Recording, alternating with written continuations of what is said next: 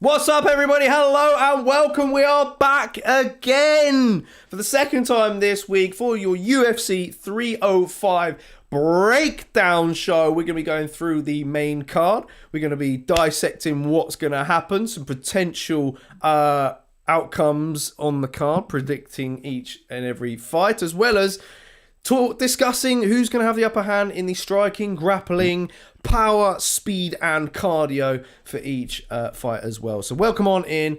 Smash a like on the video if you've not done so already. Hit the subscribe button if you're new to the channel, because fan opinions matter most, and we can't wait to discuss these fights with you guys. So make sure you get your opinions in the chats down as well. And Ash is back in the house as well. Yes. For a breakdown. How you doing, my man? Yes, doing well. It's obviously, you're saying we're live for the second time. It was good to see sort of a new sort of show we're trying to introduce. Obviously, a fan discussions. Hopefully, we can continue doing them. And like you said, there in the wonderful intro about fan opinions matter most. So again, we're going to try and do a few more of these fan discussions.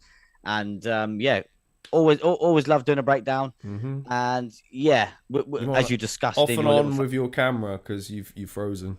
Oh, have I? Yeah. Look at that. Look. Damn. We'll go for a wide then. Always like doing the little breakdown shows. I'm guessing this might be to do with my lighting, but yeah, can't wait to break this fight card down. A lot of people are sleeping on it. Yeah, no, I think they are. You know, there's definitely some awesome fights to kickstart. I'm super excited about the first fight, actually. But do you know what? The last time we did a breakdown show together, do you know which event it was? Oh, let's rack the brains. So, 299? No. Do you know what? We actually did Strickland versus Plessis. We did that breakdown. Yes, which means that Plessis is going to beat Israel Adesanya this weekend. Judging from MMA maths and how it works here. That's mad. The way that's timed in. That's wow. I know, perfectly on time. So yeah, get your chats in if you've not done so already. Yes, let's kick things off then, shall we? I mean, I'll ask the guys in the other night on the fan discussion, which was an awesome show, by the way. Yeah. If you've not done so already, after this show, make sure you go check that out. So there's some very good opinions in that one, and some predictions on what's going to happen, as well as future fights as well. So that was an exciting one. Is there any like prelims that kind of stand out for you? I can't remember. I'm gonna have to have a little look. Junior Tafa versus Walter Walker. I think that's a good one. Speaking about that fight, actually, have you seen the Walter Walker's shape? Bro's in shape. Yeah. He's in shape. I was like, damn. And he's probably taken a leaf out of Sergey Spivak's book, and obviously got into shape. But yeah, it's a mean Justin Tuffer though, mind you. Yeah, everyone's looking forward to Casey Santos. Yeah, it's gonna be a good fight. Burns as well. So yeah, like for as I think Taylor was saying the other night, for Australia, it's a really good card. In terms of the talent that they've got. But some of us over and other ponds might disagree. But yeah, let us know if you what your opinions are on the overall card as well. But let's kick things off. Yes, Captain Raff is in the house. Yes, Captain Raff's in the house before we sort of slide on over. Welcome in, buddy. I hope you're doing well, sir. Cool. Any others to go through? No, that's it for now, mate. So I thought I'd squeeze that one in. We'll start then things which will be in the welterweight division between Li Jingliang against Carlos Prates. We've got the tail of the tape there for you guys as well, and we'll leave some stats up for you guys to discuss. But for kicking things off for you then, Ash, question wise is Lee. Let's talk about Li Jingliang for starters. You know, we've not seen him in a while, and kind of felt that he won the last fight against D-Rod. You know, some people felt he did. I thought he edged it as well. But what would you like to see from the Leech that guarantees him a win in this one, though? Yeah, you're right. Last outing against D-Rod, I think a lot of people thought he won that outing, and that was back in 2022 as well. So that's mad that he's not been in the octagon for that long. But just be more aggressive with his punches in a way, because I think he didn't commit as much as we know he can, and we know he's very, very talented. And I just want to see a lot more from him, if you get what I mean. Just commit to his punches and just try and get a finish as well. Yeah. I know. I'm kind of with you on that one as well. I do think that he was probably pulling back against the more technical striker in D-Rod in that one, and there was probably some patterns that became a bit too repetitive as well in that fight. Yeah.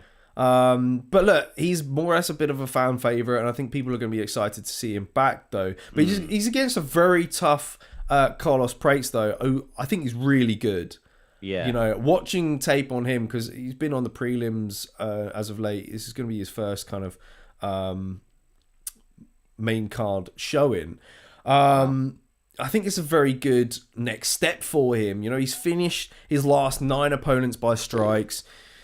Do you think a win against the Leech warrants a ranked opponent next? It's kind of his first main card appearance, as I said, for the UFC. So surely an impressive win would put him the rest of the division on blast there. Oh yeah, 100%. I think a win over Jingliang is. I think he's. Do you know when you get them certain fighters that bounce in and out the rankings? Obviously we've seen the Leech in the rankings multiple times, and I think you're spot on. I think an impressive win over the Leech. Definitely, like you said, it's going to put the welterweight division on blast, and for sure he's got to get a ranked opponent after. Even if he picks up a not a dominant sort of decision win, but like a 30-27. If he pulls off one of them bad boys, I still think he's warrants him a ranked opponent next. Camera's gone off again. Yeah, camera's gone off again. No worries. But I think. For me, I think looking at his style, I really like he's got this Muay Thai style. I think he's also going to cause problems for the Leech because he fights out of a southpaw stance, which D-Rod did in their last fight as well. And we're yet to kind of see much of his ground game yet, and we could very well see that if the Leech decides to mix things up. But as we got this a couple of stats there, nothing too kind of to notice on. A strike defense in favor of the Leech that kind of stands out for me there. It's the absorb per minute is much higher for Prates, but I think that might be actually no, that's quite bad actually when you take up the amount of fights that both guys have had in the UFC. Grappling numbers, 80% takedown defense for Prates, which is really good. That's going to be, I think, tested, like I said earlier, against the Leech. Average fight time a lot longer for the Leech as well, obviously because Prates is an absolute finisher. I'll ask you in a second whether or not you think what your prediction is going to be, or whether or not Prates is going to get the finish in this one. But first, I think we should probably get to the gauge then. Let us know in the chats as well which side you reckon this should sway. Starting off then, striking at the moment. Striking, you've got to go Prates in there for me. I think you go Prates. I think he's got more in the locker than the Leech. Yeah. No, I agree. I'm finding the buttons here. Not used to break down your show, you see. There we go. That's the one we got. Grappling wise, though, don't really know. I don't think if I've seen any takedowns from belts, the jiu-jitsu belts for these guys. Prates, I don't think there's a Wikipedia, which is a bit annoying.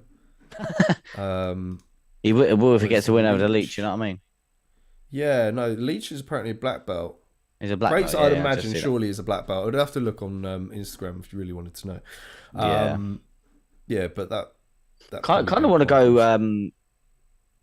Jingliang, Li Jingliang, just because I've seen obviously when we say grappling and we're looking at obviously if they're a Brazilian jiu-jitsu artist, but in a fight sort of starts off, I think Jingliang uses his grappling more, if you get what I mean. So I mix it in, like takedown wise. Yeah, no, I can see that. Yeah, I can definitely see that as well. I'm just trying to get Tapology up at the moment because I need to check Prates to see how many. He's got to be a black belt. I don't think it'll tell you, but I mean, he usually doesn't, but I just wanted to be cautious of how many Yeah. submission wins he's got. So 4 for the Leech, 3 for Prates. Yeah. That's in MMA in itself. We don't really know what Prates has been doing grappling wise on the side of MMA. Yeah. So it's a very difficult one. Maybe we should probably give the Leech some grappling edge for now. Yeah, just because I think he's gonna seen it more in use MMA a at the little moment. bit. Yeah, I think he's gonna use it a little bit more because I've seen it. He used it in a fight grappling up against the cage and things like that. Power's where it gets really interesting, though. It does because I was in my head straight away thinking the Leech, but then I'm thinking Prates has been starching dudes, isn't he? So yeah, he does pack. Both guys pack a punch. They're fairly even in that. I think. Yeah. First instinct, I was going to go to Leech, but I'd kind of want to give it to both sides. yeah, it's just one of them where it's down the middle, isn't it? Yeah, speed wise though, I got a feeling Prates might win that. Yeah, I was going to kind of go for Prates. I was watching tape on him earlier. Does look a little bit fast, but then I know Lee's fast as well.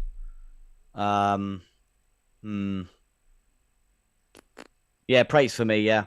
Yeah. Okay. So we've got if anyone's in the chats, let us know what your thoughts are on some of these that we're trying to determine. Yeah, we've got 3 at the moment for Prates, and we've got 2 for the Leech. Cardio though wise, I don't think we've really seen Prates get into those latter end of the rounds, though, have we? We've not. No, we've not really seen him tested as such. No, we haven't. And I think Li Jingliang is the guy to do that. I'm gonna go Li Jingliang for cardio. Yeah. Let's say all of them have been. Yeah, no, he hasn't been to a decision since 2019. One Warrior Series 9. But Prates does have a win over Charles Oliveira, actually. Does he really? Not the Charles Oliveira, though. Charles One Punch Oliveira, who's currently 10-5 in the division. If only I could get the picture up of him. He looks more like Davison Figueiredo than really? Charles Oliveira. So if you get some time, check that out on Tapology. So that'll make you laugh. But I think maybe we'll give the Leech then cardio as for now. So it's actually a draw if we're giving it one apiece in power. But maybe something like another aspect like wrestling could come into play and completely change everything. Yeah, no, exactly. I think this could be a fight where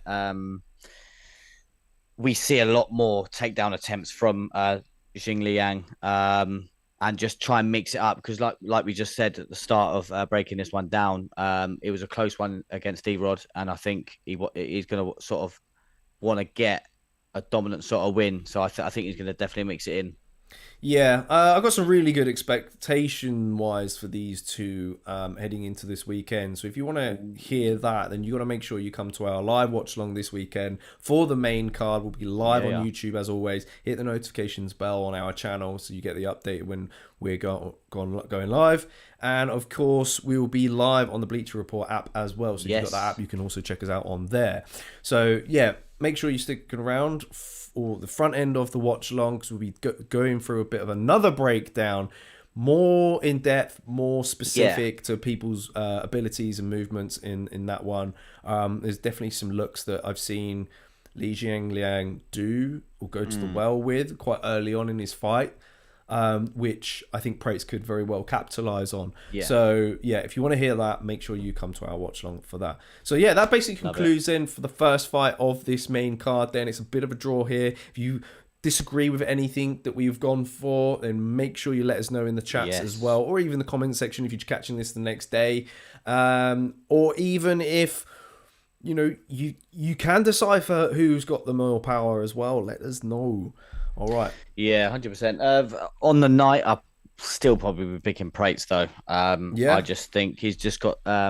if it stays on, I think it's just going to give Li Jingliang more looks. I think if Li Jingliang can turn it into a bit of a grappling affair, then maybe he can pick up the win. Yeah, he's definitely got to put a bit of a pace on Prates. And put a pace on him as well, because disrupt that rhythm, put a pace on him, and Yeah, could get he's that a W. heavy favourite as well as Prates. So Very heavy yeah, favourite. I'm definitely signing with him on the night as well. Has the Leech actually been knocked out at all? I was just trying Trying to to have a think that, look. but he had. I was just looking at some of his previous wins. He's No. got a win over TKO over who was it in 2022? Muslim Sulikov, Yeah, and obviously he's hard to finish anyway. yeah. So for him to finish him, that's a hats off to him there. No, true. Yeah, the Leech has not been knocked out by knockout yet. Knocked out by Okay. knockout? Not lost by knockout yet. He's lost 2 by submission, but Yeah. 6 by decision. So Yeah. So yeah, money if he on was decision. if that was going to go decision, then for me, I would probably go Li Jingliang if it was going to go decision, just because I know he's going to have the cardio to get there. But yeah, I don't know. You just don't know. Sprinkle a little bit on the old Yeah, knockout there. You yeah, know what I'm saying? For yeah, praise. exactly. Yeah. Yeah, no, I think that's a good shout. All right. Okay, let's move on then to the second fight on the main card. Big Which one. will Big be one. contested between the big boys in Tuivasa and Jairzinho Rozenstruik. Both the same height, which is kind of shocking, even though Rozenstruik always looks like the much smaller guy. Yeah. Reach is quite interesting too for Rozenstruik, which I didn't really or wouldn't have really thought it. This is judging from UFC.com. Both guys knockout percentage of 93%, which is damn good as well. We'll leave the significant strikes there for you guys to kind of ponder over as we're talking through this fight. Now, let's start off by talking about Tai Tuivasa. He's fallen on hard times as of late with a 4-fight losing skid. We've seen him suffer against technical strikers, guys who can wrestle, and a power puncher in there as well, of course, against Pavlovich, which was quite recent. Yes. Rozenstruik has 2 of those aspects, you know, the technical side and the power side as well, because we've seen him put people out, especially people the same similar size to Tai Tuivasa. However, Tai Tuivasa will have a size advantage in this one. I would imagine, you know, he's going to be a much thicker guy coming in come fight night. Do you think this fight will factor in the...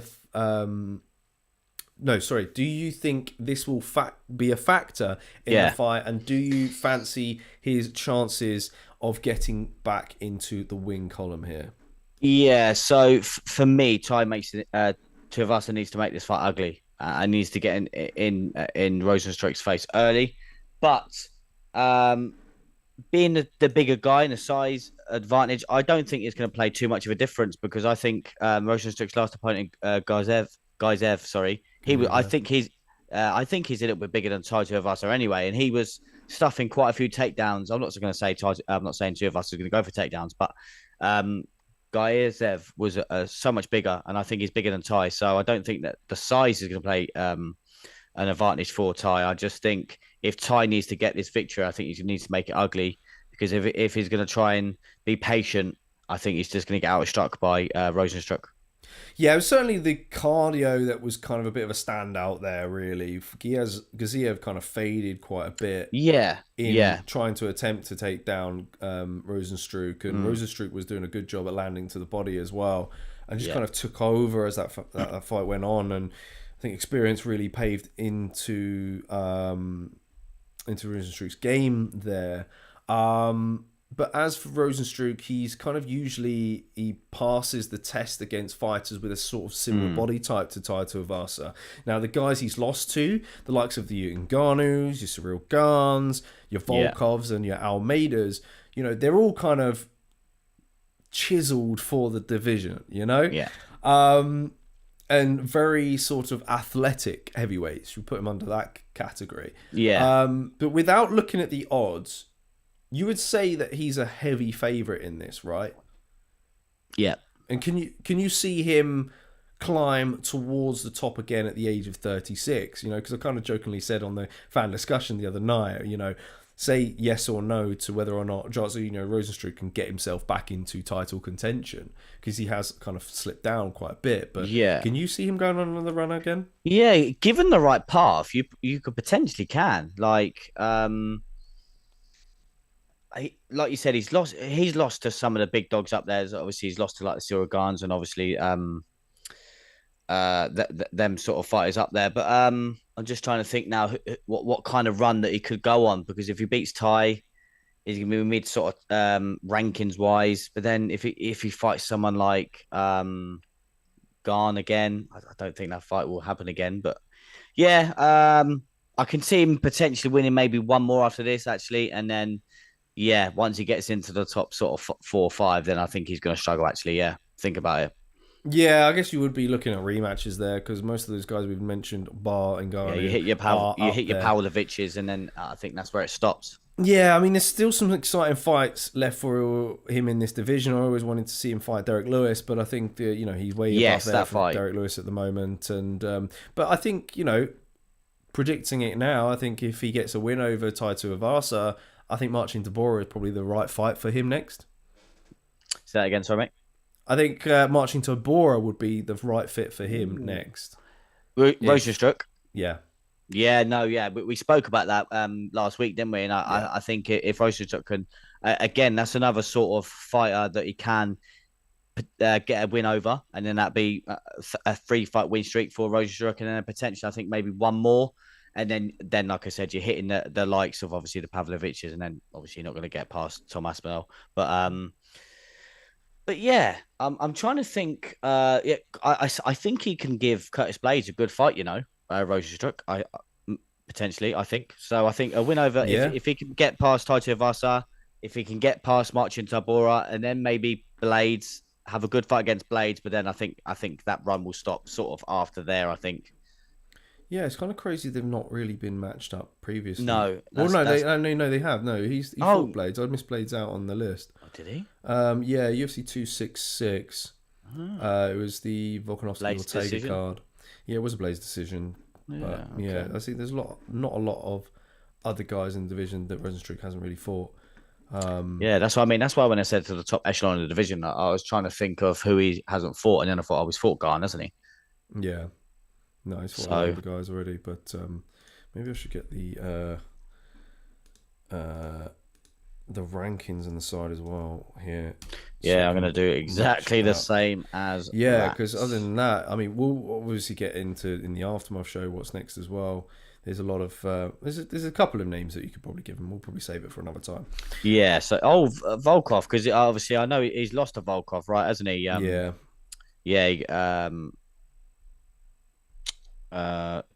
Rozenstruik, sorry. So yeah, I think maybe obviously if he rematches Blades, because that fight could happen now, because Blades is obviously coming off a loss, so that fight could potentially happen maybe.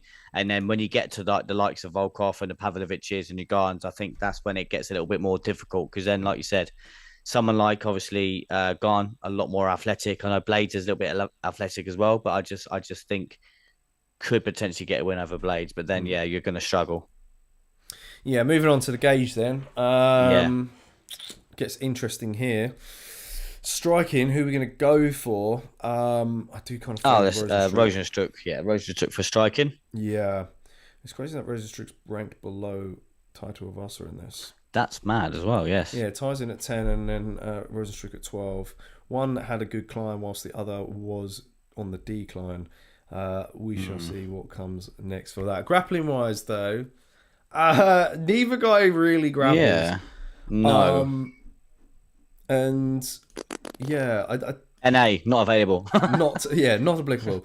It's not really going to hit the mat at all. Let's be honest. No, it's 1,000,000% not. But do we give it to Tai Tuivasa? Because I think his weight could get him down. I don't know. At the moment, takedown defense favors Rozenstruik. Yeah, because he defended quite a few takedowns against Gazev. Both guys takedown average is 0. Like the oh wow, so literally like no one. Has anyone got a submission win? No. Oh, actually, we could kind of base things off of submission wins, because literally, like you said, no one will go for a takedown. I don't think they have. Two of us has got 3 submission losses. Yeah, so that's another thing as well. Okay, we could say that really, because I've seen Rozenstruik sort of taken down, and he does work his way back to his feet. I've seen Tai Tuivasa get taken down, and he doesn't make his way back to his feet. He will he doesn't really sort of tend to. He will kind of just lay there. We'll side it with Rozenstruik then, just for that. Yeah. Yeah, neither man. Side of us is not going to engage it, but just purely on for defense then purposes. There we go. We want that one. Power then. Difficult one. It is a difficult one because I think obvious power, you would say Ty. Obvious power, but sneaky sort of sniper power is Rozenstruik. Obviously, when he first burst onto the scene, he was starching dudes in like under a minute, and it wasn't even like wielding wild punches. It was like the sneaky sort of power. If you want to go obvious power, it would be Ty. But if you're going sneaky power, then it's Rozenstruik. I know that's not really helping, but crazy because both guys got the same amount of wins, but Tuivasa has only got 2 more losses than Rozenstruik. You've got Tuivasa who's got 13 wins by knockout. Wow. Whereas Rozenstruik, why are you looking at that? 13 wins by knockout as well. While you're looking at, I can't ignore. George May's just joined. Welcome in, George. Yes, George. Says, let's lads. Good evening. The roof is finished, all built. What a day to be a carpenter. Well, hey, lovely. Get up there, good lad. Good stuff, sir. He says, hopefully, Bam Bam gets the win. Otherwise, he'll be renamed Tony. Ooh, yeah, 5 straight would be horrible. And then... But I think Ty's been in this scenario before when he first started his career. I think he went on a 3-loss streak. And then he went on a bit of a tear. So he's been in these sort of dark, deep waters and dark times before. So can he get it? But that's the thing. Can he get it back on track? And I don't think it's no easy opponents are sort of going. I'm gonna go and have a little look while you. I kind of feel that Ty needs somebody who's kind of not on his way up, like starching people into the division. Yeah, and he needs someone who's kind of a bit more of a steady Eddie, you know, or even someone who's been around the game for a while, like a Marcus Rogerio de Lima type character. Yeah, you know, or even a Rodrigo Nascimento. I think. Because I was having a little look at who he sort of got the victories off of his dip, and then. His first win after the dip was against a Stefan Struve, he was on the back end of his career. Yeah. And then he was against Harry Hunsucker. He's not much of a big heavyweight. I think he probably fought a light heavyweight after that bout. Yeah. And then beat Greg Hardy again. I think most heavyweights will beat Greg Hardy. Yeah. And then he got an impressive KO against Augusta Sakai. Again, a guy that can grapple, but majority likes to stand. And then the one that I didn't think he would beat, which was Derek Lewis. But again, you've got 2 big guys that are just going to slug it out. So again, he made that fight. He made that fight ugly. Exactly. He made that fight ugly. And then he started getting to the technical guys. Lost to Garn, lost to Pavlovich, lost to Volkov, and then lost to Marcin Debora. So again, all guys that can wrestle and like you said, got a little bit of power. Yeah. And now you said it perfectly to start this breakdown off. He's got a bit of power, and he's very technical. So. It could be that, you know, that one shot that could very well sway things into Tuivasa's favor in this. Exactly. He needs to make it ugly, mate. Needs to make it ugly. Speed, I don't know actually.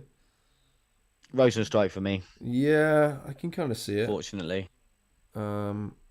George Murray's just sent us his carpentry, I think. I'll take a look at that in a bit, buddy. Speed. Yeah, Rozenstruik I can kind of see.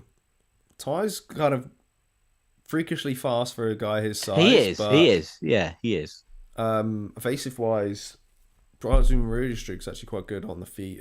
Yeah. And probably throwing them as well. So, yeah, that's fair. Cardio, though. Rozenstruik. Yeah, kind of want to go Rozenstruik as well, unfortunately. Sorry, Ty. Yeah, he's good at pacing himself. Yeah, is Rozenstruik. And when you look at the fact that he also took Garn to a decision, he took some of those guys to a decision that, you know, the more technical guys we were talking about. Volkov finished him, which was actually a really good win for Volkov. But I see that, but I think that was a bit of a controversial win, wasn't it? I think because he was still on his feet. I think I'm just trying to. Yes, that's right. It was he hurt him and he wobbled back. Well, I think he was sort of stumbling, But I think it was a bit of a controversial one. So again, you never know how that one could have planned out if it wasn't he wasn't out on his feet, just wobbled. I think he just caught him. But Yeah, and then obviously he took Blades to 3-round decision as well. yeah, again, Other that's a feather in your cap to take someone like Blaze to a decision for the caliber that he is. But for Mm. me, I think this one could plan out as well. If Rozenstruik can land that jab, that he was piecing up Gaizev with that jab. So if he can start with that jab, like you said, be a bit more quick on the feet, like we've given him speed, keep it at range, and then just catch Tai when he's trying to come in, making it ugly. Yeah, for sure. So as you can see there, guys, we've got 4 in favour for Jairzinho Rozenstruik and 1 for Tuivasa, which will be on that power side. But who are you going to be going with this weekend, prediction-wise? Yeah, chat, let us know. And I'm going to go for Rozenstruik KO round 1.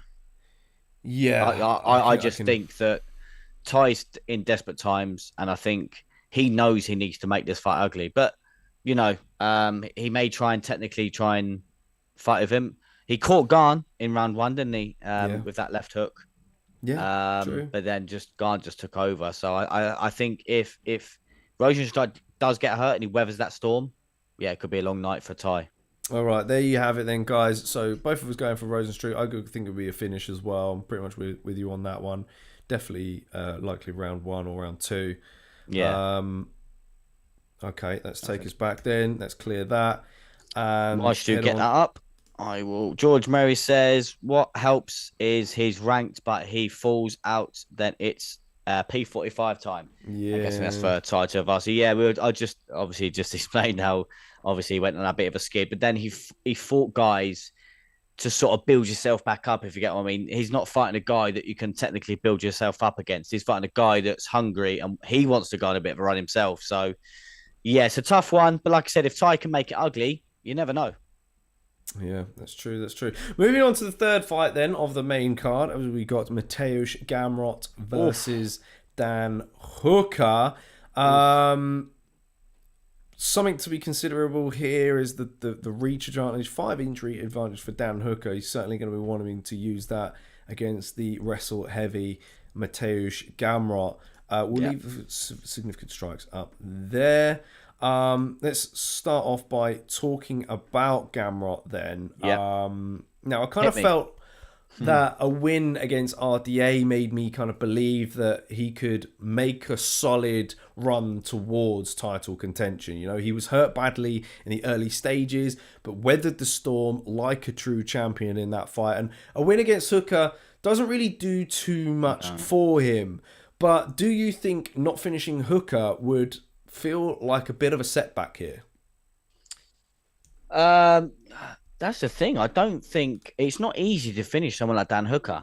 That's what I mean. He's tough. We know he's tough. We've seen him be in like the wars against Poirier. We've seen him in wars against Barbosa. I know Barbosa in the end finished him, but that was just because of the heart that he had in that fight. I can see Gamrot just dragging it out to a decision. I think Hooker will hang in there. But I just think the grappling is going to be too much for Hooker. Hooker is going to try his best to keep it on the feet, but yeah, Gamrot's just going to be too much for him, I think.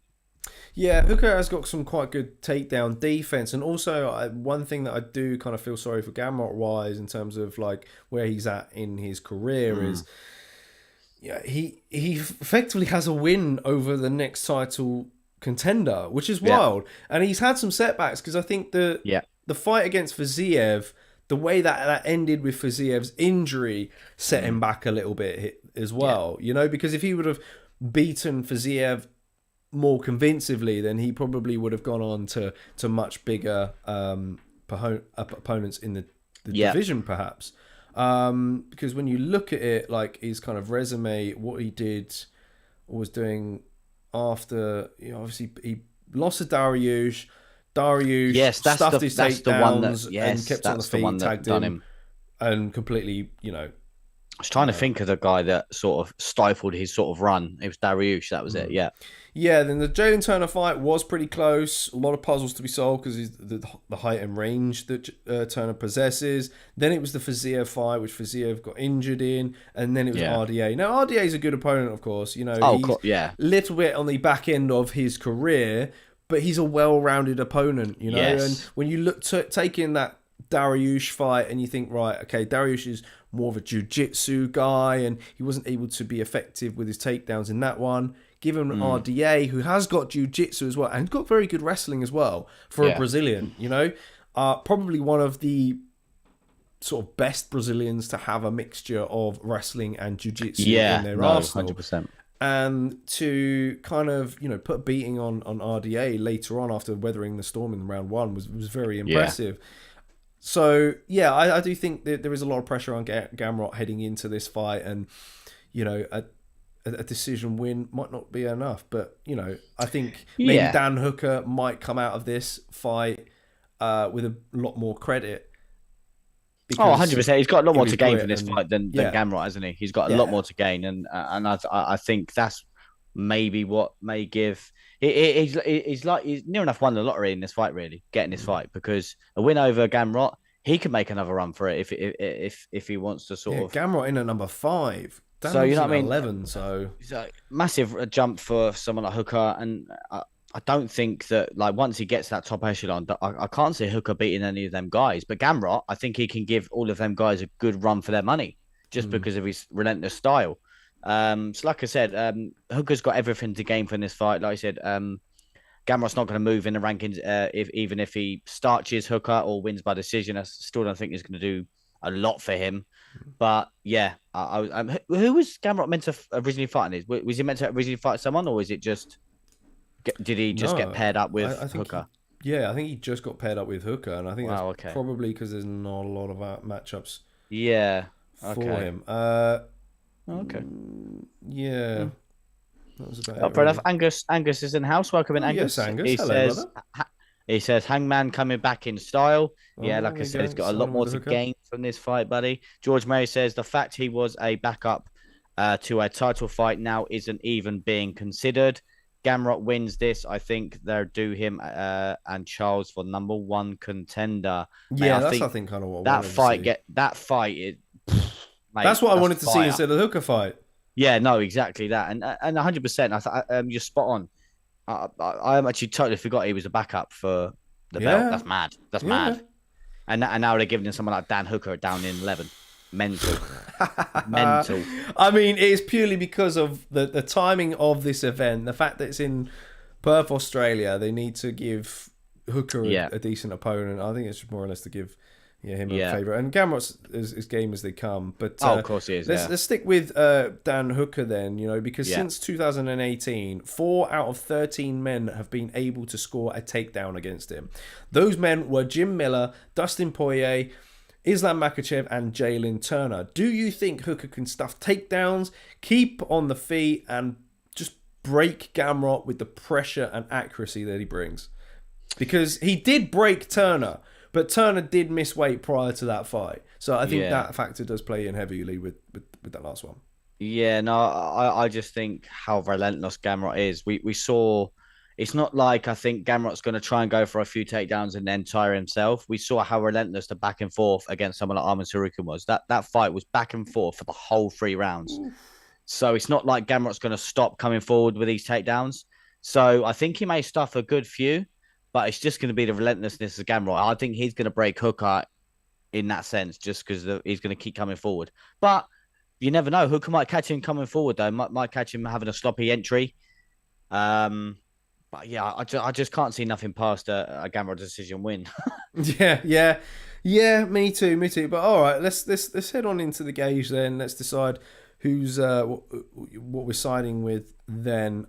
Striking, I think we obviously got to give it for Dan Hooker. Yeah, I agree. There's no doubt about that. Grappling, we're going to give to Mateusz Gamrot. Obvious there. Power. Ooh, I'd actually probably say Hooker. Yeah, I would as well. Yeah.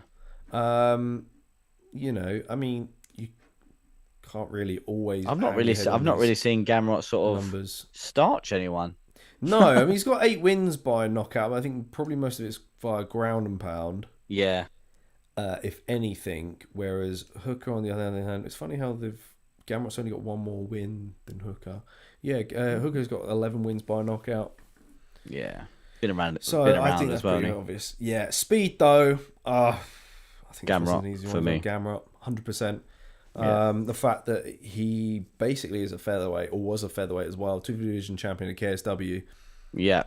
He's just so quick. He's quick in transitions as well. Yeah. Like you give up your back, like when they curl up like a turtle, he swishes round, takes the back. You know what I mean? He's so quick in transitions. Cardio wise, Gamrot for me. Gamrot as well. Yeah, I'm not saying I'm not saying that Dan Hooker doesn't have cardio because he's been in wars. Yeah.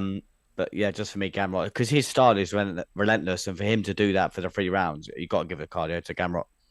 Yeah. Oh, there we go. Sign up with the best friend. I forgot to even bring the fighters up as well there. So there we go. I brought the fighters up. Actually, 3 on the side of Gamrot, starting with grappling, speed, and cardio. Whereas Dan Hooker, we're going with striking and power. So it's pretty clear there what the kind of keys to victory for Dan Hooker will be in this fight. There will be some added bits that we'll bring into play during the watch along this coming weekend. So make sure you got the notifications bell rang on our channel and you join in for the start of every single fight to hear these breakdowns that we got. They're very detailed and might sway you on some of your picks for the weekend. Yeah. So yeah, make sure you stay tuned for that. Also, don't forget Dan Hooker's new tattoos as well. You know what I mean?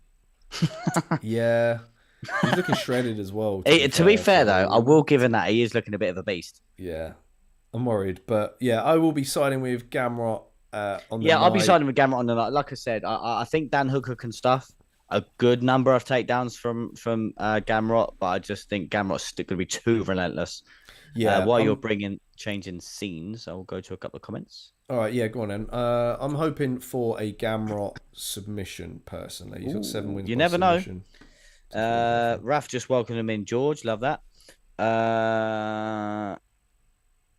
George says, Mystic Mary predicts these things. Yeah, man. He's on about the George and on about the Charles versus Gamrot if Gamrot wins. Yeah. Who are you going for in this fight though? Hooker versus Gamrot. Yeah. All right. Let's head on back then to let's clear that out. The co-main event between. Did you know? I've only learned today that we've been saying the red corner's name, Kai's name, wrong. Oh, yes. The pronunciation is Kai Kara France. Apparently he rolls the R. Oh, okay. That's the thing. Kai Kara. Oh, nice. Nice. Yeah, Kai Kara Steve Erceg against Steve Erceg, Steve Corral. That video was Joe. He looks so. The geezer looks so out of rhythm and so out of place. Yeah, he's so good. It's unreal, man. It's unreal. Yeah, some numbers for y'all. I mean, submissions. Yeah. Up on for Erceg. Not much in it in terms of reach. So the height advantage will be for Erceg, 4 inches. Significant strikes it weighs heavily on Erceg. The observed per minute is higher, and I think that's probably because of that war against Pantoja that he had. Takedown striking defense in favor for Kai France was pretty interesting as well. But let's talk about Kai France then for a minute then. Kai France, sorry. Next in line. Is he next in line behind Albazi with a win over Steve Erceg? Because some would say no because of where Erceg is in the rankings, but of course he was the former title challenger. So where did your opinions lie with that? Yeah, I think obviously Kai's coming off a loss to Albazi, isn't he? So I think if Steve Erceg gets a win over Kai France, it's one of them. I think them two maybe they could potentially fight for a number one contender, Albazi and Steve Erceg. If Steve Erceg was to beat Kai France, I think that just will solidify it a little bit more. But me saying that, you've got number one in Brandon Royval taking on Tatsu Tiara. So again, if Tatsu wins that fight with the hype behind him, you just never know, do you? You don't know what's going to happen in this division. At least we've got some more options in the flyweight division now. Yeah, no, I agree with you. I think Tatsu definitely needs to win that fight in order to make the flyweight division a little bit more exciting. As for Kai France, though, I think he needs to show a lot more in this fight. I wasn't really particularly impressed by his performance against Al-Barzi. Do you feel like we need to kind of see more from him in this fight? Yeah, 100%. Like the way he started the fight against Brandon Moreno. That's the Kai France I want to see. He was faster than Moreno. He was landing the better shots. He was in and out. His movement was on point. Yeah, I want to see that Kai France that fought Brandon Moreno, because he was doing so well against Moreno, and this was Moreno in his prime, and it was just that body kick that stunned Kai France in that fight that obviously Moreno picking up the win. But yeah, I want to see that Kai France, and I think he could cause Steve Erceg problems. But on the flip side, I still think Steve Erceg could cause Kai France problems as well, because he fought so well against Pantoja, and for a guy that was such a massive underdog and people didn't even know who he was. And yeah, he fought so well against Pantoja. Yeah, I feel like at the moment, having watching both of their performances or last performances, that if the same Kai France shows up that fought Al-Barzi, then Steve Erceg is picking up the win hands down. Without a shadow of a doubt. Agree. If we get a different Kai France, then I think it can be a competitive fight. Yeah. And it would come down to who could do the most damage. But yeah, Erceg's grit, man, in that last fight was insane. Yeah, no, 100%. Kind of a joy to watch, to be honest. Made it close. Sticking with Erceg, everyone kind of questioned whether he was deserving of the title fight, but we learned a lot about him. This fight gives him a legitimate chance to cement himself in the top 5 of the division. Do you think he's good enough to do that? What's his kind of ceiling in this division? No, 100%. It's a great question. I think you're spot on. I think a win over Kai France, like I said, who's in the top 5, and it definitely cements himself in that top 5. I think if he fight, like you perfectly said it a second ago, if Steve Erceg comes out like he fought Pantoja, I think he easily beats Kai France if Kai France comes out like he did against Al-Barzi. But yeah, I can see Steve Erceg just picking him apart, to be honest. I could see a finish as well. I'm not going to lie. I can see Steve Erceg finishing him. Yeah, so do I. And I was kind of thinking the same as well. And what was also going through my mind is that, we could, with Steve Erceg, we could very well see him be like the typical Corey Sandhagen of the flyweight division, kind of someone who's not going to necessarily be a champion. Talk his way into fights and stuff as well. Who's going to be very, very talented and a tough customer for anyone trying to break into the top 5. Obviously, for Corey, he fell short against someone below him in the rankings. That was Umar. But Umar, we know he was like solid anyways coming into that fight. We know he was obviously favourite to win it anyway. But for anyone else, Corey's just going to kind of shut it down in their tracks. And I can kind of very much see something similar with Erceg once he gets into the top 5, that he's, anybody challenging for his spot that he's just going to beat, but then he's not going to beat the champion, No, I think you're spot on. I'm just looking down at some of the guys in the flyweight division. I think he beats a lot of these guys. Like you, obviously, I know he's already knocked out match now. Mateusz Nicola, I think he gives him a great fight. Karp, we've already seen Karp lose to someone like Makayev. Perez, I think he beats Perez. Then when you get into the likes of Moreno, you just don't know, because Moreno brings a different style of fight. And then you're looking at Rival as well, because Rival gave Pantoja a good fight as well. Yeah, so Rival's a good solid one in there. You just don't know matchups. Yeah, exactly. I think if Steve Erceg beats Kai France, I actually still think he beats Al-Barzi as well. You go for Erceg beats Al-Barzi? Yeah, I think so as well. Yeah. I don't know. It's mad me saying that after because I like you said there perfectly, the question. I questioned hang on a minute, why is this guy fighting for the belt? Obviously, at the time, there was no one sort of ready to challenge. But boy, did he show up, if you know what I mean. I know, but I can see Pantoja holding it for a very long time, though. I think it's going to be very, very difficult to beat him. And unless you take Pantoja out of the equation, it's all kind of wide open in the division, really. And Erceg could very well become a champion one day. I'm not going to completely rule it out, but at the moment, we got to assume that Pantoja is going to be there for quite some time. And, for as long as that Pantoja is there, I can't see Erceg even coming close, even if they were to kind of rematch. So, But like you yeah, said, I don't know. it will all depend on the performance. It's all good me sitting there saying that he does this, he does that, because every fighter fights a fight. Like the one thing for me, I'll never forget when TJ Dillashaw rose to the occasion when he fought Barral, and he, but even before that, he was just getting better and better and better and better and better. Like, and there was never a performance like where we've seen two, like we just used Kai France, for example. We see two different performances. How he started off against Morona, he was looking so good. And then the performance against Albazi just wasn't there. So it all depends. If like we just said, if Erceg comes out like he did against Pantoja, I think he beats Kai France. And then if I see that performance, then I think even with the question you asked me earlier, I think he puts the flyweight division on notice if he comes out and stops Kai France. Yeah, it would be a shame to see. I really could vision after that Moreno loss. I really could see Kai going on to do like a similar thing to what TJ Dillashaw did, but that Albazi performance was just I froze again. pants. 1,000,000%. I reckon if Kai France continued that performance and didn't get caught with that body kick, it's going to change. Don't worry. Didn't get caught with that body kick. Yeah, like you said, spot on with the TJ Dillashaw comparison. Yeah. All right, let's go into the gauge then. While you bring them up, get a few comments while you bring them You up. want 'em? Captain Raf says, the cardio was incredible, incredibly insane, and the speed too. They would take a great advantage. Oh, they're on about Hooker and Gamrot.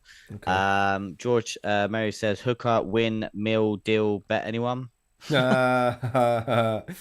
Yeah. Oh, I think you still got to pay your sign, yeah.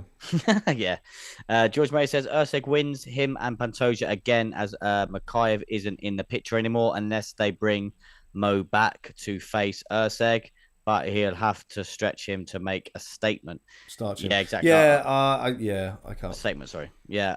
That's the thing as well. I've just realised that as we were saying, Makayev. Sorry to change that briefly.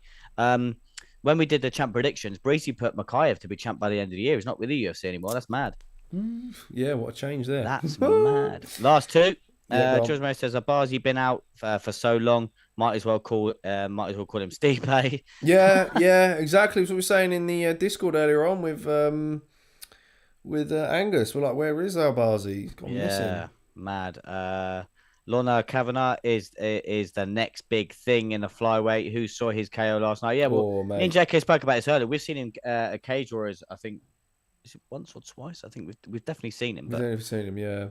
But yeah, we said like, I didn't. It was one of them names where it doesn't spring to mind as soon as because I think Aaron from our chat he put it in our chat earlier, and I was like, who's that? Then when I put the name to the face, I was like, oh, it's him. Yeah. So, but yeah, he's definitely gonna be a big thing, and he was doing bits in Cage Warriors as well. So fair play to him. Yeah, no, excited to see what he can do. Sorry, get to the gauges. My bad. Sorry.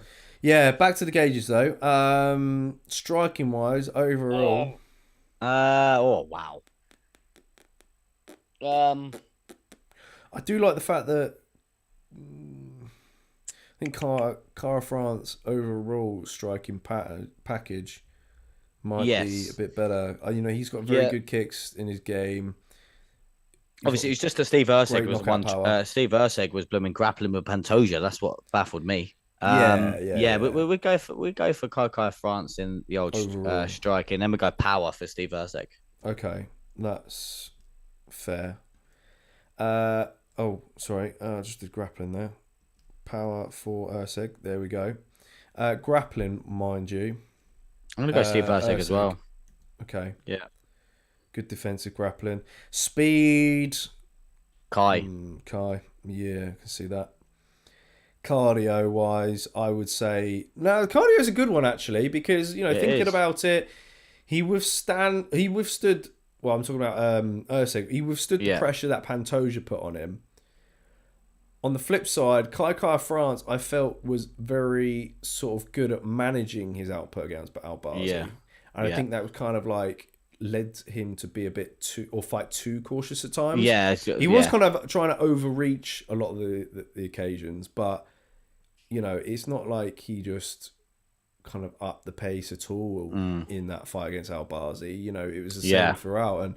And but overall, yeah, I kind of want to put Erceg in there. I think because he Yeah, I'm really gonna go impressed me. Erceg. I think yeah, I'm gonna go Erceg because he grew in that fight as well. Yeah, that is true. And yeah, he did split Pantoja open late on in the fight Yeah. and was still scrambling out of back takes and stuff. So yeah, okay. Definitely got some good defensive grappling there, without doubt. Yeah, so there we go. I mean, 3 for Erceg at the moment. Grappling power, cardio, and Kai Kara France is going to be striking and speed. But who are you going to go for on the night? I'm gonna go Erceg on the night. I think he's gonna be too much for Kai France. I just think he's gonna be too much for him. Yeah, I expect second round knockout. Yeah. But look, I wouldn't be too bummed if Kai wins. Yeah, exactly that. I was about to say the same thing. Kai needs to just completely put us all on blast. Like he just needs to prove that he is a top contender and he's still fairly young as well. You know, he is a top contender in this division, and that he can very well make a good case to fight Pantoja eventually. So I'll tell you what would have been good as well. Just quickly, with sticking with the flyweight division, because obviously Kai France and Manuel Karp, they don't like each other. That would have been good if Karp would have beaten Makayev. If Karp would have beaten Makayev and then Kai France wins, that could have been a good one there. Yeah, it still could happen. It still could happen. They're fairly close. Like I know if Karp loses it, obviously if Karp he's coming off a loss. If Kai comes off a loss as well, you never know. They might do it. I know they're both coming off a loss and they don't like to do that, but you never know. Yeah. I'm gonna be sticking with Who are we going for? Raf, George, Mary, Angus. Who are we going for? Anyone else in the chat? Who are we going for in that one? Yeah, let us know. Can't wait to it's gonna be a good down fight to that this weekend. All right then. Let's clear these then, and let's head back into. We're on to the main event here at last. As we said earlier at the start of the stream, last time Ash and I did a breakdown show, it was Strickland versus Dricus du Plessis, and Dricus du Plessis picked up the win against Sean Strickland. So we could very well be looking down the barrel of a Dricus du Plessis win here. We'll also talk about a bit of advice that Darren Till has given Israel Adesanya as well. So I can't wait to get into that. So get your predictions into the chat. Let's go through a few things here first. Obviously, height Izzy is in favour of at the moment. Significant strikes. Landed per minute. Massive landed per minute for Dricus. He's what? 6.43 per minute for Dricus, and the lesser in Israel Adesanya was just 3.93, purely because Izzy's just not really known for his volume. He's known for those precision type of shots. And absorb per minute, though, however, is in favour of Dricus, which is quite he does absorb a lot, doesn't he? Indeed. But as for Dricus, then, Dana said that he could be taking the UFC to South Africa if Dricus was to win this fight. He also said that Strickland will be next man in line. Do you think this would be the right move to make? Do you think that this is down to Strickland's kind of track record of stepping up at short notice for the UFC? Because, you know, I think it's 50-50 split over who won that fight between the two of them. Where's your head at with that? Yeah, so we spoke about this before we came live as well, and I still think what the UFC should have done, just to solidify who is properly next after Izzy if Dricus does win, is they should have done Whittaker versus Strickland. They should have done that. Then that would have been a proper contender. Don't get me wrong, whilst them two are fighting out, Chimaev could have fought someone else as well. So don't get me wrong, he could have fought someone else, and then he could have been a contender in his own little sort of way. But if that is the case where Sean Strickland is next, I'm not angry at it. I'm not sort of disappointed with it. I think their first fight was a great fight. I watched a little bit of it back, and I still think Strickland edged it. But again, it was such a close fight, and I just can't wait for it. I kind of want to see it again. I think, you know, he did take that Paulo Costa fight. He looked good in that one. And clearly wanted to stay active, but at the same time, people are now going to argue, why should Sean Strickland get the next fight against Dricus? Why should they rematch when he's just coming off a win against Paulo Costa, who's down there in the rankings? But I mean, look, we do need a bit of a definitive answer between the two. Having rewatched that fight, I do kind of see the reasons why the judges went for Dricus initially, because Dricus he landed the bigger shots, really. If you want to pick the two, he landed bigger shots as well. Yeah, he was just more active, and there were the odd moment where Strickland was landed the most significant one, which was, I think, round one was definitely Strickland's round, but he stayed defensive and didn't really catch Dricus, which kind of sent you on the edge of your seat much, It was Dricus who was kind of dictating the pace of the fight and made it back and forth, and was targeting the body really well, and was doing a lot of misdirection and switch stances and all that. So I could see why they gave it to Dricus, but I think that fighting Izzy, didn't really make sense at the time. I'm glad we're kind of seeing it now, because of course the hype that they were able to kind of put on display when Izzy was the champ. Yeah. And of course that fight was originally scheduled before Strickland stepped in, but it was Dricus that kind of got injured. Yeah. So I think that's the only reason why this fight has been obviously made, is because of the story behind it. And the UFC, as so would I say, they have a story. But I think that's true why Izzy's fighting Dricus. I think that's why, because does Izzy deserve it after coming off a loss to someone like Strickland? Not really. But if he wasn't a 2-time middleweight champion, then you could say, right, he's going for gold again for the second time, even though I know he's already done it. But so that's why the story's got them the fight. And I really wish they would have done Whittaker and Sean, because then that would have probably made a contender for it. But... I think they were hoping to tee up Chimaev. If Chimaev stays 100% fit, they've got to. Then, and he had that win over Whittaker, then it would be du Plessis versus Chimaev. Yeah, true that. If he didn't get ill, you're right. And, prior to that, Whittaker, I guess, you already lost against du Plessis. Do you really want to see it because he finished him, didn't he? So again, if you had to pick out the two, obviously Sean took him to a close decision and du Plessis finished Whittaker. So I mean, not only that, I also think that now that Dana has come out and said that it's possible that they'll go to South Africa, I think that gives Dricus even more motivation to go out and get the win here. Imagine that. You're basically fighting to bring the UFC to your home country, and what that would do to the people of the country as well. But does it put pressure on him as well, though? I think he's probably... You're probably right, it probably is a bit of a double-edged sword here. Yeah. Because, there is an entire nation on his side here, and, from what I've heard, my old coach, MMA coach down at the gym I was going to a while back, he's from South Africa, and he was saying, that people in South Africa, it's hard to get out of South Africa and make a name for yourself in the MMA scene. It really is. And the fact that Dricus was able to do that is golden ticket. And he's still training at home and everything like that. So fair play to him. So for him to bring the UFC to South Africa would be insane. Mad, and again, it could be, like you said, it could be that light to get these guys out and shown to the world. Yeah, let's talk about Izzy then. He has the opportunity to kind of become a 3-time champion. Not many people have done that, and we talked about that in the fan discussion on Monday. Do you think this is a bit of a make or break fight for him? If not, then can you see options for him beyond Dricus should he lose this weekend?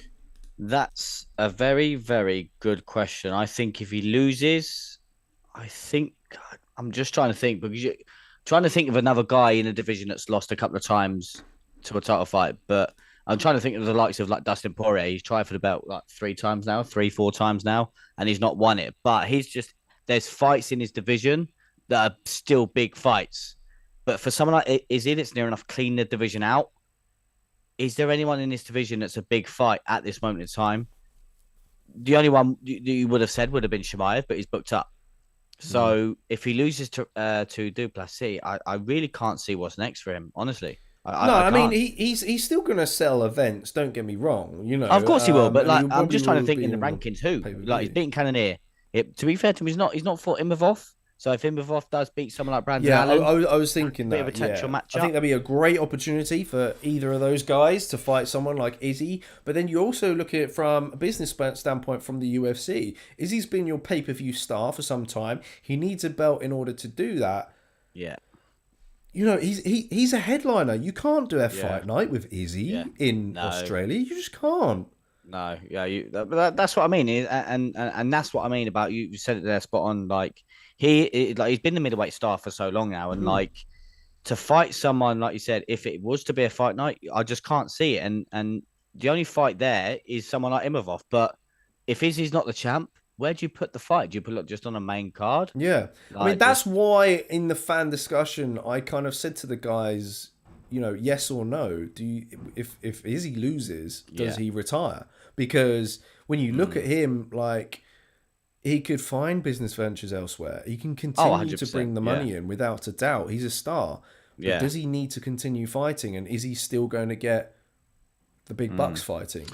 Yeah, I think if he's in a different division where there's fights for him, then maybe, like I said, like Dustin Poirier, there's fights for him. Fan favorite, Bosch. Exactly. Max Holloway, fan favorite, Bosch. Charles Oliveira, Bosch. Yeah, exactly. It's more stacked. Fights for them. Not got it. But for someone like Izzy that's beaten Robert Whittaker twice, that's beaten Jello Cannonier, that's beaten Vittori, that's beaten Costa, and then you get into the bottom echelon of the division, and they're not really it's not really gonna sell that much, is it? No. In the bottom part of the division. So here's a good prediction for you. Okay, and I think this would probably shock a lot of people because I don't think they would have figured it out. If Izzy loses to Dricus, the Pereira fight, the trilogy fight in MMA doesn't make sense, right? You don't do that fight. But if Izzy moves up in weight, fights someone like a Yuri Prohaska, beats Yuri Prohaska, he's now there. He's now there at light heavyweight. Yeah, if he was to take a year off and do like obviously what John Jones did and put on the weight and be a proper light heavyweight and maintain that weight, then that could be. I think that's actually spot on. I think that could be the venture that he has to take. I think to sort of, I don't know. Obviously, he's made a career for himself. Don't get me wrong. But I think that would be the next avenue if he was to lose against Dricus. I think take a little bit of time off, put a bit of weight on, and then it's the only option. But then also you've also got to think about how long have we going to have Pereira hanging around? Exactly. Yeah. So yeah, there's loads of things, and swings and roundabouts, and things to happen. But yeah, that is a big question.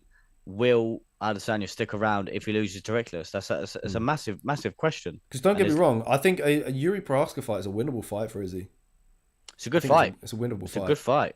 It's a great fight. And he's well up there. He's number one. So, quick couple of questions while you get the gauges up. George Murray says, slicing sausages, Steve for the win.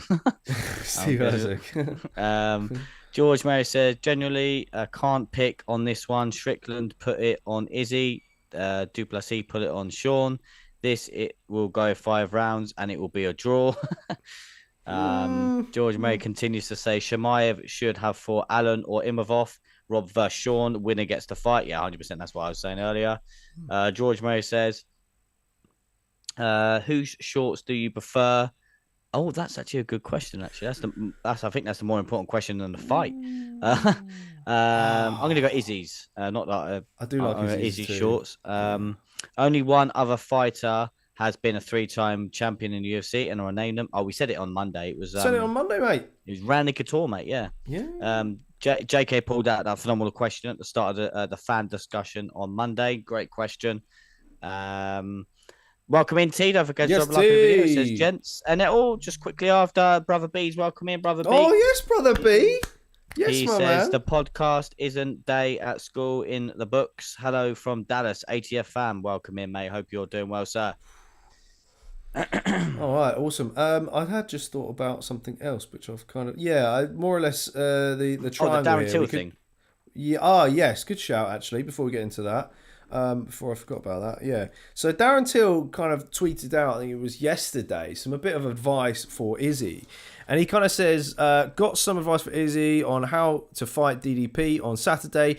Lots of feints. He reacts to them so much and throws from the heels. Then you can step back, have a look, and either for the punch combo or the knee, maybe a kick. You're a high-level striker, so you know what I'm on about. Everyone on here won't have a clue, but they will try and understand it. Only the elite strikers get it. As he rushes in, also do what you did against Rob, and I did the same. Yours knocked Rob out whereas mine didn't, but still same. DDP will rush in instead of standing back or going back like most of these silly stupid strikers do. Stand your ground and just hit him with either again the punch combo or even a knee up the middle. I personally love the elbow as they are lunging in, but it's whatever suits at the time and whatever you've practiced. Hope this advice goes well with you, Izzy. And you can pretty much visualize this in your head, and we can see a triangle. Yeah, it's mad. I think he's spot on with that, and he's getting a lot of stick for it just because the people who say, "Oh, you're washed, you're this, you're that, oh, you're not in doing MMA anymore and whatnot." But I think he's spot on, and we've seen it in various looks. Did a little bit of tape earlier, and you can see how sloppy Du Plessis is. You can see how sloppy he is in some takedowns. You can see how sloppy he is when he rushes forward, leaves openings. And this is what I'm on about we spoke about just before we come live. He lost to, obviously, Izzy lost to Strickland because he was just forward pressure and good defensively. Du Plessis rushes forward but isn't good defensively. This is where styles make fights. And I think if Du Plessis fights the way he did against, he doesn't change the way he fights. If he continues to fight the way he does, defensively, I think Izzy can catch him. So that's the difference. I think that Darren Till there is spot on the way that he does rush in and he throws from the hip and wild punches. And like you said earlier, that Izzy's not really a volume striker, he's a precision striker. And that combo that we saw against Whitaker, I've seen a combo that Du Plessis landed and left the opening that Izzy threw against Rob. So it all depends how this fight plans out. And I can see Izzy catching him. But it just depends if Du Plessis is defensively sound when he's striking. Yeah, I think it also depends on what Izzy we're really going to get, Yeah. I do think the layoff has kind of perhaps benefited him a little bit. I'm hoping that his mind will be a lot sharper in this fight. And if it is, then we could very well see an Izzy knockout win. The way that I can see... I struggle to predict this fight, but... I'm either siding with a Dricus decision or an Izzy knockout. I think Izzy's got to knock him out. 100%. That's what I'm torn on either as well. What gauge-wise, though, striking will go with Izzy, right? Yeah. Just 1,000,000%. elite precision, kickboxing background. It's a no-brainer, right? Grappling. Now, the grappling side is where DDP is going to have the advantage. And, we were talking about it earlier, and he did impress us with landing some takedowns against Strickland. I think he landed 6 in total out of 11. But the ultimate thing here with this fight is, can he hold Izzy down when he gets the takedown? Yeah, because Izzy's very good at getting up. Yes, very good at getting up. That's the main thing that we've got to look out for here, because others have managed to take Izzy down, but not been able to do that. And Marvin Vettori was kind of one of them. Izzy did a very good job at getting back to his feet in that fight, and that's just to name one of them. Power wise, Du Plessis. Du Plessis, you reckon? Du Plessis, yeah. Kind of hits like a light heavyweight, doesn't he? Yeah, he's like a truck. Yeah. Okay. So it's 2 for the champ at the moment. Speed though wise, Izzy's quick. Izzy. Yeah. I mean, Dricus does blitz forward. Yeah, I was about to say he does blitz forward, but I just I think footwork wise, Izzy that as well.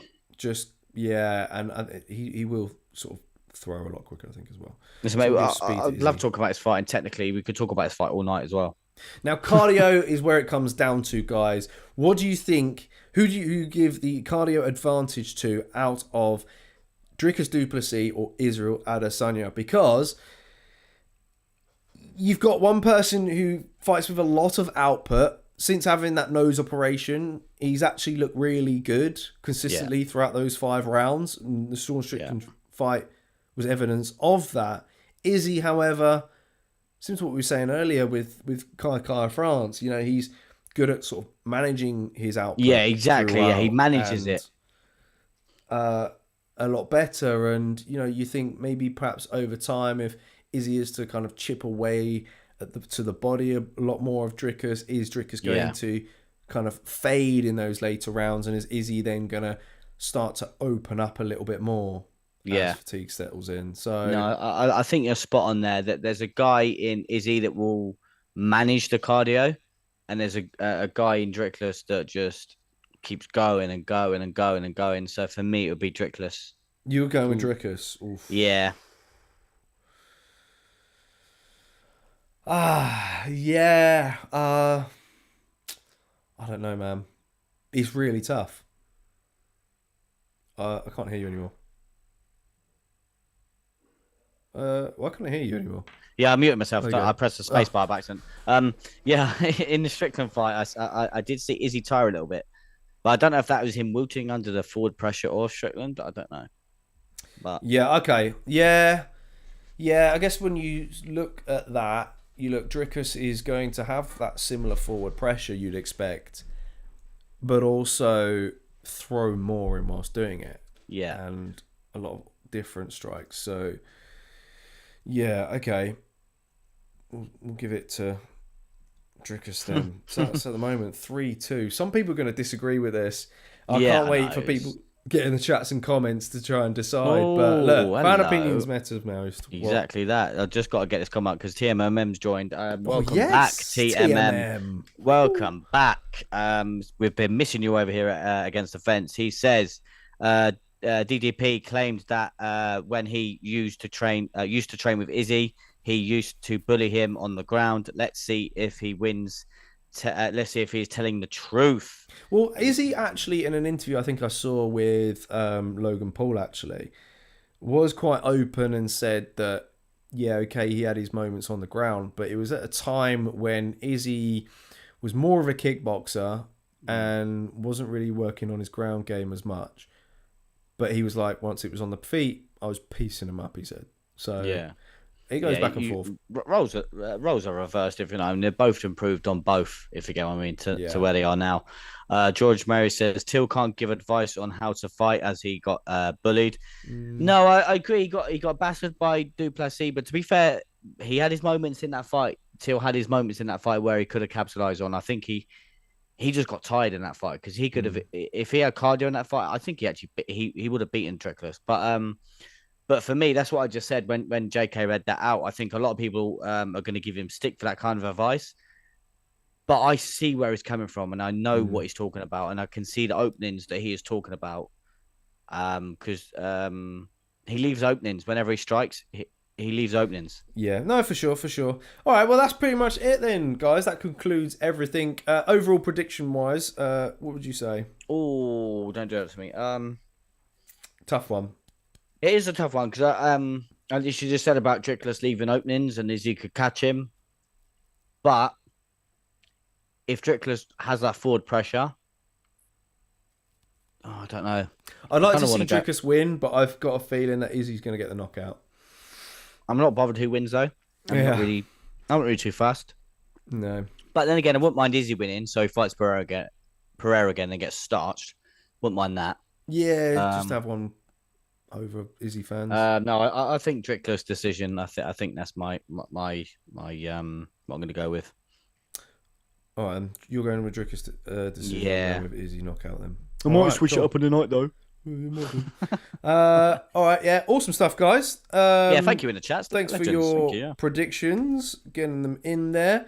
Get in the chats in the comments if you've not done so already. Hit the like on the video if you've also not done that yet, and make sure to tune in for our live watch along this weekend at the usual pay-per-view times. Was it 3 a.m. here in the UK, 10 p.m. in the Eastern time, and 7 p.m. Pacific How you remember time, that? even Spot on, Pacific mate. How you yeah, I know. I do it time. enough. I write it down enough times. It's just Yeah. I should really do better at remembering that. But yeah, I'd have make been sure nowhere you're near. tuning. So yeah, awesome stuff, guys. Much love. Cheers, Get some guys. good rest, and keep on plugging away with our content, and keep writing your comments down below as well. It'd be good to hear more from you guys. Ciao for now. We'll see you on Fight Night. Bye bye.